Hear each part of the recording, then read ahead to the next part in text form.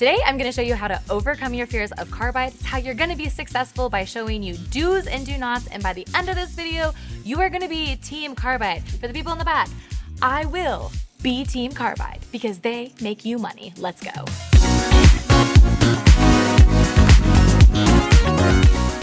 Building your confidence with your carbides are probably one of the greatest gifts you can give to your hands and your service time, because removal takes time. Nobody gets excited about removal. So today we are going to build your confidence with these little guys because they are so powerful. Think of carbide as power.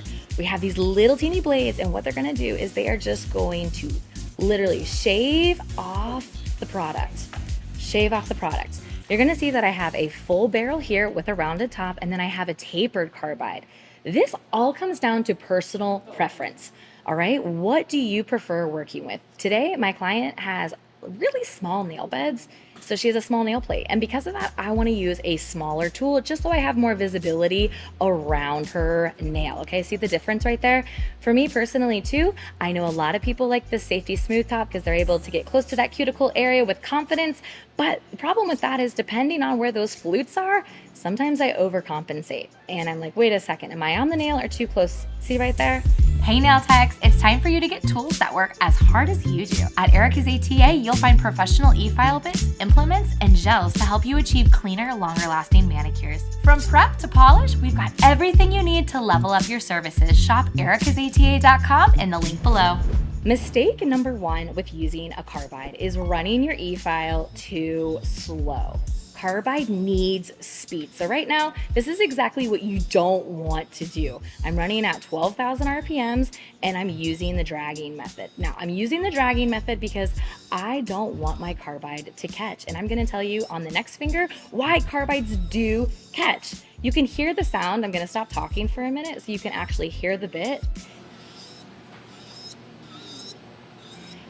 When you run too low, the carbide is not able to catch. We want to be able to have these teeth literally grab the product and just shave it off. I'm gonna turn it up over 25,000 RPMs, and you guys are gonna see the difference. You can even hear a difference in noise, and there is less chatter because these carbides are actually able to just grab the product now. What you're also gonna notice is, since this is what not to do, is you see how I've jumped all over the nail and the nail literally looks like Swiss cheese right now? What happens is as soon as I've broken through that color, there's just a thin layer of builder behind that, and then I'm on the nail plate. So depending on my client's sensitivity, and I know that she is a bleeder and she's sensitive, we still love her, she's still welcome here. However, if I'm jumping all over the nail and I still have a little bit of product over here, it's a lot harder when I still have product remaining up here to be able to successfully get that product. Because I haven't been consistent with my strokes, this is what happens. I get this Swiss cheese look. The goal here is to have a connection with even pressure all the way down. That way, you don't end up with this Swiss cheese look. I'm gonna switch out my bit right now because I don't want carbide to go over any of these little clear divots. I just want to remove the color, and because I can't get my bit in there, I know the nail plate is right behind this color and a carbide would be taking off too much. If your removal is looking like this right now, I urge you to go ahead, grab your sanding band, and depending on how thick that base is, if the base is a bit thicker, you can run about 10,000 RPMs, but if it's really, really thin, I would say start at about 7 because that nail plate is right behind color, and I am just very, very gently rocking my bit from right to left, always picking up. I'm not rubbing back and forth, no scrubbing. I'm putting down my bit, rolling it to the left side, picking my bit up. And what sanding bands are doing is their removal is scratching. So it's a lot more gentle on the product as well as that natural nail, and keeping the natural nail's integrity is the utmost important thing, baby girl. All right, so maybe you're like, yeah, Erica, you just took that off. Why don't I just use a sanding band and do the whole nail? Well, time is money, and I'm gonna show you real quick why I would prefer a carbide over a sanding band. If I was running at 7,000 RPMs, baby girl, you won't be here all day long. We ain't getting anywhere, we ain't making money. So if you were using a sanding band, I would say turn up your speed, all right? Sanding bands are an insulator, so that means there's gonna be a lot more heat on your client than what there would be with a diamond, and heat is not our friend. I'm at 15,000 RPMs, I'm removing product, I have these beautiful stars that are encapsulated, so this is why it's important to wear eye protection. All right, so when our angle and our pressure is not correct on this free edge, these little carbides are gonna skip. I wanna show you guys, not on my mop. So imagine that this is product right here and I'm going in with my carbide. That's exactly the sound.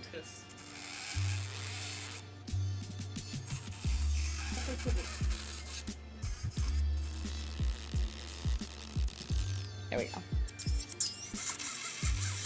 That is what we want.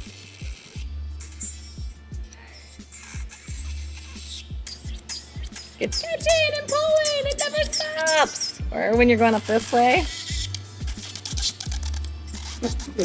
Okay. Literally, this is like not exaggerating. And when you have a tip like that, of course it's gonna do it more because guess what? Nothing's stabilizing it. That's what happens. That's why people lose confidence in carbides. But guess what? It's all about angle placement and making sure that you're running at the proper speed.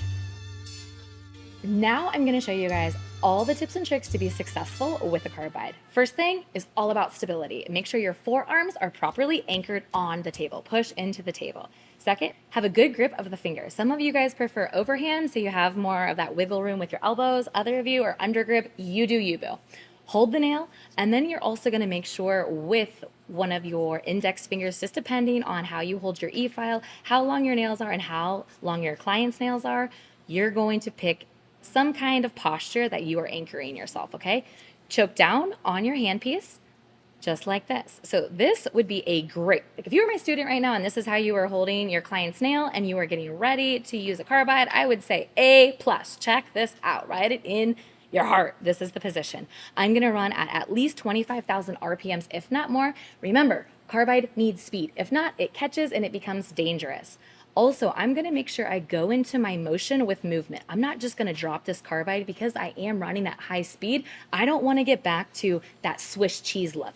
I want to keep the momentum of the tool, okay? So if that feels weird, don't just think about taking the carbide and dropping it on the nail bait. It is a fluid motion. So I'm gonna show you this. Keep your pressure consistent from the top to the bottom, and here we go.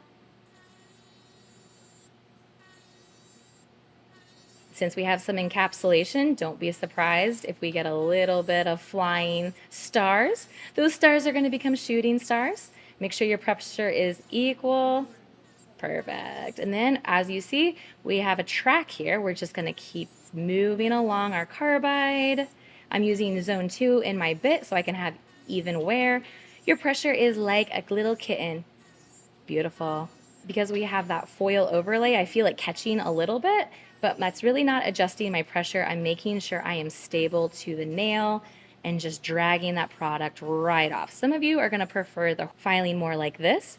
I personally like doing the removal where I'm dragging. This is called the dragging technique.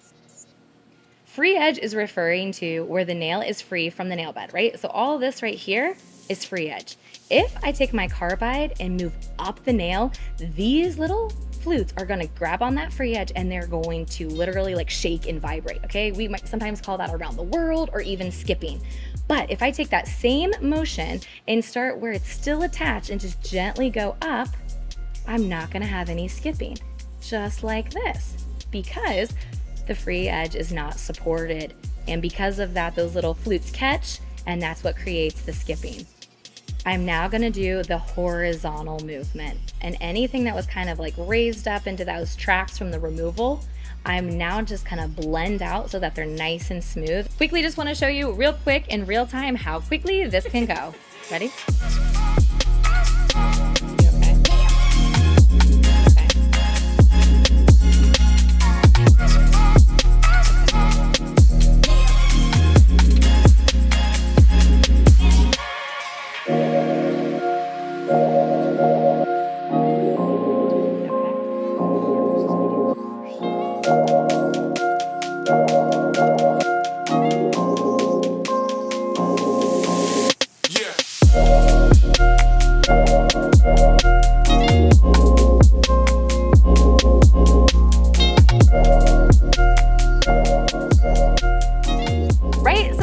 Team Carbide, you guys, you got this. Don't be scared.